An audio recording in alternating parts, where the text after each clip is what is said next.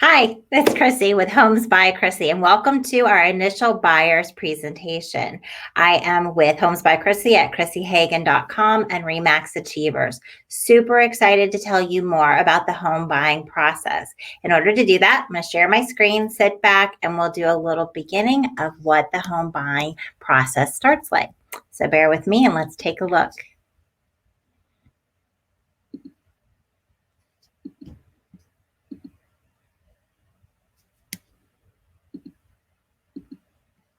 Okay, so we are going to start here with the very first document. When you are working with anyone in the real estate industry, what you are going to be working with them on is a consumer guide to agency relationships. This document is going to walk you through how real estate works in the state of Ohio. As a real estate agent, I can work with representing sellers, representing buyers, dual agency, which means both sides of buyers and sellers in the same transaction, or can represent both buyers and sellers. As a real estate agent at Remax Achievers, I am able to help all of the above. My brokerage, as I mentioned earlier, is Remax Achievers. I do work with Remax Achievers as well as all other brokerages. And I do follow the Fair Housing Statement. So we do sell real estate to anyone, anywhere with no discrimination. You will initial the bottom of both of those and sign the last page. That begins the real estate process. The next point that I wanted to follow up with is in your transaction. What does it look like? Where does it start? And that's what you're here for. So let's take a little bit more of a look at the overview of buying a home, whether it's your first home or you have purchased multiple homes. What it's going to look like is you're going to start over here at the beginning. Here we are at Remax, and we will have our initial discussion together. You're going to move from there into deciding to buy a home, where you're going to make sure that you're both financially and emotionally ready. We'll get you pre-approved. I do work with a preferred lender. I will get you connected with them to make sure that you determine how much you can afford and begin the application and documentation process. You'll move from there into our consultation, which will determine that price range, the ideal locations, and the current market conditions. Moving from that, we will begin to do this. We will start your search. That will begin in the MLS, looking for any new homes.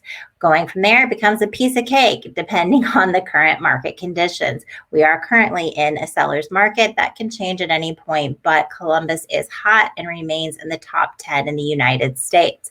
So therefore, we will find you the house after we do one or multiple showings, whatever it takes. We are ready to make an offer. From the offer point, there are many points as we look at a contract here, many different points that will give you an edge to get accepted in your offer. Once that offer is accepted, you will close your home typically within 30 days. There are some points and some lenders and situations where you may close in under that, and as long as up to 45 or 60 days, depending on what type of loan or situation you have, or what the seller is requesting for that matter. But typically you will be closing in 30 days or perhaps less. Once we get that accepted, we do get into a negotiation phase. There may be points that go back and forth in relation to the remedies or inspections, appraisals, and so forth. That's what I'm there for. I am your Remax hustler, and I will be helping you do counter offers and additional aggressive negotiations. Once we get that offer accepted again, that transaction is set into place in the calendar. You are depositing earnest money, whatever you have agreed upon, completing any inspections and appraisals, and moving into that finalizing stage of financing. Everything is going through underwriting, getting us to that final day where you are at the time to sign. We close that deal, get that closing disclosure, and do a little bit of the hand work there in order to get the signatures done, and you are ready to move in on whatever that date is that you agreed on, back up here with your offer stage. Congratulations. At that point, you have bought a house. So how do we get there? In order to get to that buying a house stage, there is obviously a contract. The contract is not a little bitty document. It is, as you can see here, 13 pages. 13 pages of legal. It is written by an attorney. We will fill in the blanks with the best offer for you. So some of the points I want to highlight here, I'm not going to read the 13 pages on this video today or I will lose you. But some of the points to point out is what we will do is fill in the address, the purchase price that you wish to put the offer in on the home, as well as any additional terms and conditions. Those could include escalation clauses for what is the most that you are willing to pay for the home. How long are you willing to allow the current owner to stay, many different things, as well as you may offer an appraisal gap, which is another conversation we will discuss later. You have the opportunity to decide how long you would like for an attorney to look at that. It's typically 2 days or less. Financing will determine if you are financing it with a lender or if it's cash and when you will fill in the application. Typically that's 7 days or less, as well as what type of a loan. You may be choosing a conventional loan, an FHA, VA, or USDA loan if you are working with a lender. The loan commitment typically, again, is under 30 days. That is going to depend on what you chose as far as a closing date, which was given to you as an approval through the original lender that you're working with. The appraisal contingency is what does protect you should the house not appraise for the amount that you have gone into contract for. That is where the conversation would come in between buyer and seller to determine the outcome at that point. On page 4, we get into fixtures and equipment. Most things that are already affixed to the walls, if they are on a wall, they typically will stay. So that example would be light fixtures, floor coverings such as the carpet that is there, attached wall carpeting, attached mirrors, built-in appliances. Those typically stay. Curtain rods, not always a guarantee though, so I do like to put in here more specific, such as all appliances as seen at the time of the showing on the date that we see them. If there's anything that is in the property that you wish to not be included, that would be excluded at this point as well. You will determine if you will have an inspection. Some buyers choose to have an inspection, some do not. If you choose to have an inspection, the maximum length would be 10. Typically, I'm going with 7 or perhaps even 5 days when possible in order to make it the most attractive offer that you can give the seller. Once you are finished with the inspection phase, the next step, as we mentioned, is going to be the remedy. You may choose to waive a remedy. If you choose to waive a remedy, that is most attractive to the seller. However, on a particular home or buying scenario, that may not be ideal for you, in which case you would choose a remedy period that is typically somewhere between 3 and 5 days to go back and forth between buyer and seller to determine who will fix or repair or provide financing for the different issues that may have arisen during the inspection. On number 7, on page 6, we are talking about warranties. A home warranty is offered by many different companies out there. There is America's Preferred Home Warranty. There is First American Home Warranty. There's a variety of different warranty companies. We can choose the one that you decide is best for you.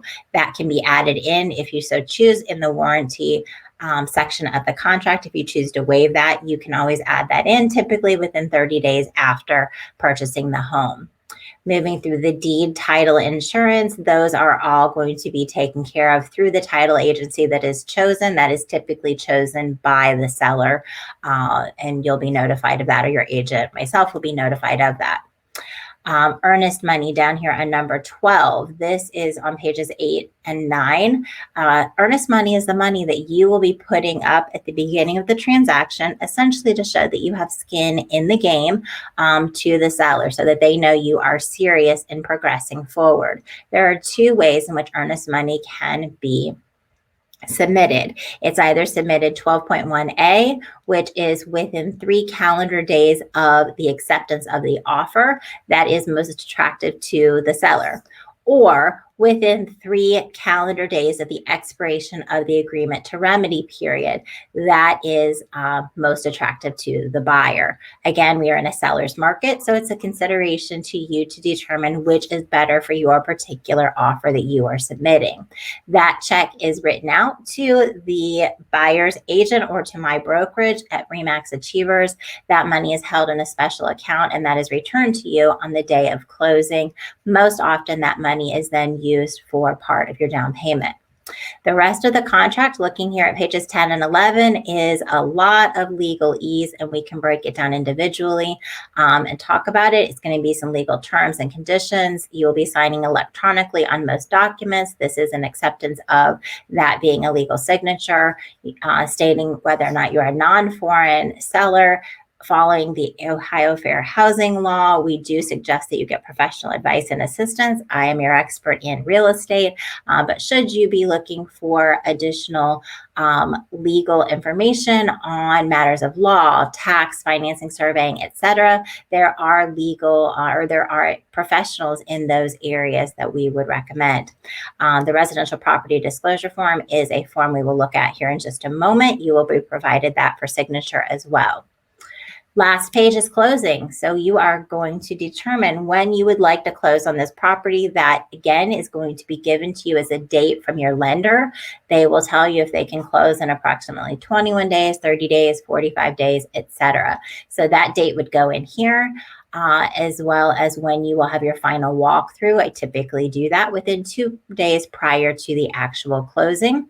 And you'll have possession. The date that you will take possession of the home may very well be the same date as closing if the home is empty. However, if the seller is living in the home, they may wish to ask for a little bit more time, sometimes 2 or 3 days, up to a week or more, depending on what their next step or their next move is. That is an agreement that you make early on when you are presenting that offer. We decide you're ready to sign, you're ready to send it over. How long do you want to give them to accept your offer? We put that duration in here, and the duration time frame is sometimes dictated by the selling agent, or it could be dictated by you. It could be quick or long as you would like it to be. So some of the documents that we mentioned while we were looking at that one of them is the residential property disclosure. This is the document from the seller to the buyer that discloses information that they know of on the home. You will initial the bottom of each one of these. The seller will have it already initialed. You then, as the buyer, will initial the other side. It will show you information such as whether it is public or private water, if it has an adequate amount of water, what type of sewer system are they using, whether it's public sewer, private sewer, septic tank, that type of thing. Any known issues related to the roof, water intrusion, structural, wood destroying, insects or termites, mechanical, and presence of hazardous material. Each one of these is showing you yeses and nos all throughout the document. If you see nos, that will probably be the end of the story and they'll move to the next one. If you see a yes, that's where you should typically see information written in the lines below that area. Moving to the next page. There is more information on underground storage tanks or wells, if there's any knowledge of that, floodplain, drainage or erosion, if there are any issues to that, zoning, code violations, assessments, or homeowners information, anything known would be marked in that area. If there's any boundary or encroachment lines that the seller is aware of, any other known material defects, at that point, after they have initialed the bottom of each page, the seller then signs the top of the next, and the buyer, you will sign the bottom of that page. That is called the residential property disclosure form. In order to submit an offer, the four things that we will need to submit is that purchase contract, the residential property disclosure form we just looked at, and the agency disclosure statement, as well as the pre-approval that you get from your lender.